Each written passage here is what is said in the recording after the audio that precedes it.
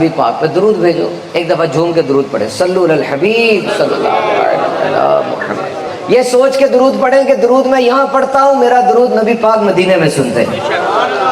یہ سوچ کے درود بھیجیں کہ درود میں یہاں پڑھتا ہوں, میرا نام نبی پاک کی بارگاہ میں میرے والد کے نام کے ساتھ پیش ہو جاتا ہے. درود پڑھیں, صلو علی الحبیب صلی اللہ علیہ محمد صلی اللہ علیہ. کتنی بڑی ویسے بات ہے کہ نبی پاک ہمارا درود خود سنتے ہیں. چھوٹی بات نہیں ہے, کتنی ایک میسمرائزنگ بات ہے, کتنا وجود کے لیے سکون آور بات ہے کہ نبی پاک میرا درود خود سن رہے ہیں. اور فرشتہ بھی نبی پاک کی طرف درود لے کر جاتا ہے. یہ ہم نے سنا کہ 2 فرشتے ہوتے ہیں, فرشتے 2 نہیں ہوتے, فرشتے 5 ہوتے ہیں. انسان کے ساتھ کتنے فرشتے ہیں؟ 5. ایک فرشتہ آگے ہوتا ہے جو کہ نیکی کی ترغیب دلاتا ہے کہ نیکی کرو. ایک فرشتہ پشت کے پیچھے ہوتا ہے جو گناہ سے روکتا ہے کہ گناہ نہ کرو. ایک فرشتہ دائیں ہوتا ہے جو نیکیاں لکھتا ہے, ایک بائیں ہوتا ہے جو گناہ لکھتا ہے, اور ایک فرشتہ ماتھے کے سامنے ہوتا ہے. یہ اہم ہے. یہ وہ فرشتہ ہے جو درود لے کر نبی پاک کی بارگاہ میں جاتا ہے. اور یہ ایسا نہیں ہے کہ میں نے 10 بار درود پڑھا تو 10 درود وہ پہلے اکٹھے کرے گا, جس طرح ڈاکیا کرتا ہے کہ سارے دن کی ڈاک میں لے لوں پھر ایک ہی دفعہ نذیر گارڈن میں جاؤں تھیلا لے کے. نہیں, ایک بار درود پڑھو گے یہ شوٹر جائے گا, جا کر نبی پاک کی بارگاہ میں درود پیش کرے گا, پھر واپس آ جائے گا, پھر درود پڑھو گے, پھر جائے گا, پھر پیش کر کے پھر آئے گا, پھر جائے گا. سوچے اس کی سپیڈ کتنی تیز ہوگی. اور یہ نبی پاک کے در کا غلام ہے, تو یہ شان ہے خدمت گاروں کی, میرے سرکار کا عالم کیا ہوگا. حضور کی شان کتنی ورا الورا ہوگی. سوچو, ایک انسان کی طاقت کا تعلق اس کے ہاتھ سے بھی ہوتا ہے کہ اس کے ہاتھ میں کتنی طاقت ہے. آج لوگ کہتے ہیں کہ ہاتھ ان کے بھی 2 ہیں, میرے بھی 2 ہیں. ہاتھ ان کے بھی 2 ہیں, میرے بھی 2 ہیں. ہاں ہاتھ 2 ہیں, لیکن ان ہاتھوں کی طاقت تو دیکھو. Imagine the power. جب بھی نبی پاک کی بات کرو پوری بات کرو, آدھی بات نہ کرو. یہاں ڈاکٹر ایک بیٹھتا ہے, اس کی 10 ڈگریاں ہیں, تم 2 ڈگریاں لکھتے ہو, MBBS اور FCPS, لیکن 8 ڈگریاں باقی نہیں لکھتے. وہ کھڑا ہو کر تم سے پوچھے گا کہ تم نے میری پوری ڈگریاں کیوں نہیں لکھی, میرا پورا تعارف کیوں نہیں دیا. آج ایسی کتابیں لکھی جا رہی ہیں جس میں نبی پاک کی پوری شان بیان نہیں کی جاتی. یہ کہا جاتا ہے کہ نبی پاک بڑے سخی ہیں, بڑے زبردست سپہ سالار ہیں, آپ جیسا شوہر کوئی نہیں ہو سکتا, ایڈمنسٹریٹو ایبلٹیز آپ کی سب سے پیک پر ہیں, آپ جیسا جنرل کوئی نہیں ہے. سب باتیں ٹھیک ہیں, لیکن نبی پاک کے حسن و جمال کی بات بھی کرو, ان کے معجزات کا ذکر کرو. کہتے ہیں وہ ہاتھ سے سخاوت کرتے تھے, تو جس ہاتھ سے سخاوت کرتے تھے وہ ہاتھ کتنا خوبصورت تھا یہ بتاؤ.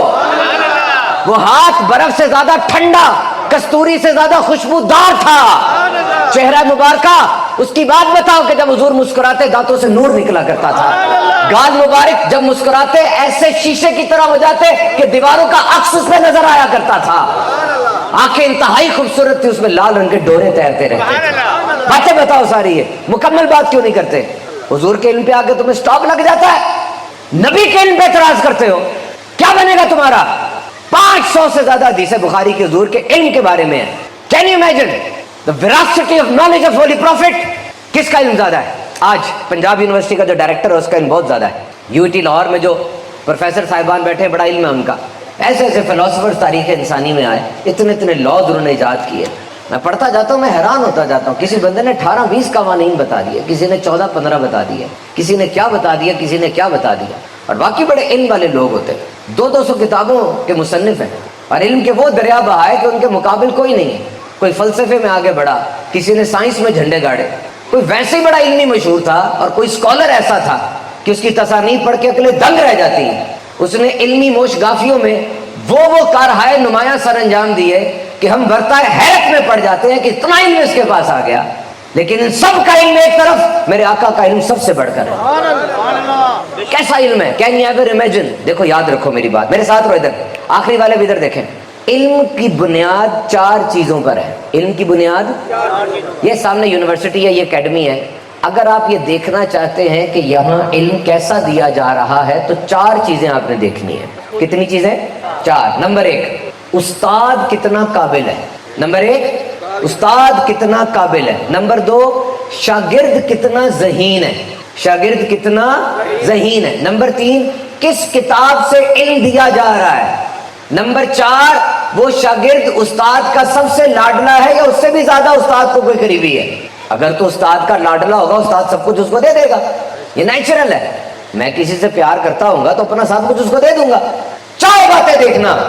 What is the competence of teacher? What is the intellect level of student? The book used, and is that person, that student is most seen to teacher or is there someone else? استاد کی مہارت, بچے کی ذہانت, وہ کتاب اور وہ شاگرد سب سے لاڈلا ہے, اس سے بڑھ کر بھی کوئی ہے. یہ 4 چیزیں دیکھنی ہے. اور آؤ ذرا نبی پاک صلی اللہ علیہ وسلم کی ذات میں 4 چیزیں دیکھتے ہیں. جھوم کر سبحان اللہ تو کہو. بس ایک دفعہ سبحان اللہ کہتا ہے جنت میں اس کا درخت لگ جاتا ہے. اللہ درخت لگائے گا تو اس کے پھل کھانے بھی انشاءاللہ ہم جائیں گے. جھوم کر کے سبحان اللہ. نبی پاک نے اس دنیا میں کسی انسان سے کچھ نہیں سیکھا, جو کچھ ملا انہیں ڈائریکٹ رب تعالیٰ سے ملا ہے.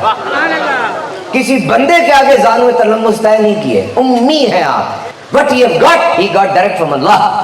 اور اللہ جب سکھانے والا ہے تو اللہ کے علم کی تو کوئی انتہا نہیں ہے. فرمایا سارے دریا, سارے سمندر دوات بن جائیں, انک بن جائیں, اور سارے درخت قلم بن جائیں. رب کی خصوصیات کو لکھو گے, یہ سب کچھ ختم ہو جائے گا, رب کی خصوصیات ختم نہیں ہو سکتی. تو اللہ کا علم تو احاطہ ہی کوئی نہیں کیا جا سکتا. اور نمبر 2, شاگرد کتنا ذہین ہے. تو نبی پاک صلی اللہ علیہ وسلم کی عقل مبارک, اس بارے میں کیا بات ہوگی. ایک صحابی سے پوچھا کہ نبی پاک کی عقل مبارک کی کیا کیفیت تھی. انہوں نے کہا میں بتا تو نہیں سکتا, لیکن میں مثال دیتا ہوں. جیسے ریت کا ایک ذرہ ہوتا ہے اور پورا صحرا ہوتا ہے, یا پانی کا ایک قطرہ ہوتا ہے اور پورا سمندر ہوتا ہے. تو سن لو, پانی کا وہ ایک قطرہ ساری دنیا کی عقل ہے, اور پورا سمندر یوں ہے جیسے نبی پاک کی عقل کی مانند ہے. اور تیسری بات, کتاب کون سی ہے, تو وہ کتاب قرآن مجید ہے. اور صرف قرآن کے ذریعے نہیں علم دیا, وہی اور طرح بھی آتی رہی. یعنی ایک دفعہ میرے آقا صبح کی نماز میں تھوڑی سی تاخیر سے تشریف لائے, جلدی جلدی نماز پڑھی اور کہا صحابہ ٹھہر جاؤ, جانا نہیں, بیٹھے رہو, مجھے بتاؤ میں تاخیر سے آیا ہوں, تمہیں اس کی وجہ پتہ ہے. صحابہ نے عرض کی یا رسول اللہ آپ تاخیر سے آئے, ہمیں اس کی وجہ نہیں پتا. نبی پاک نے فرمایا سن لو, میں نے رات کو اپنے رب کا بڑی حسین صورت میں دیدار کیا ہے. میں نے اپنے رب کا بڑی حسین صورت میں دیدار کیا ہے, اور میرے رب نے مجھ سے پوچھا اے میرے محبوب یہ بتا, یہ جو فرشتے ہیں یہ آپس میں کیا باتیں کر رہے ہیں.